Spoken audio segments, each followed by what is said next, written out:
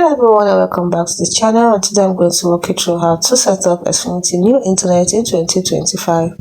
First thing you need to do is connect the power cable to the modem or the router, that is Xfinity X5 gateway, and plug it in. Then you wait for the white light to stabilize. It may take about 2 to 5 minutes. This is after you unbox your Xfinity gateway.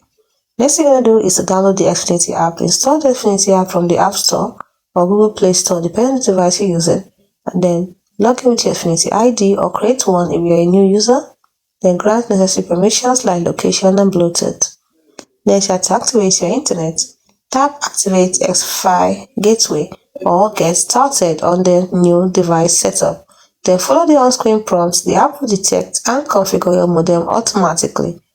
Once activated, go to your device's Wi-Fi settings and select your Xfinity network. The name and password are on the modem's label. Then don't forget to test your connection. Open a browser and visit speedtest.xfinity.com to confirm speeds. A troubleshooting tip: if the light stays orange or is blinking, call Xfinity support at 1-800-XFINITY or use the app's help section.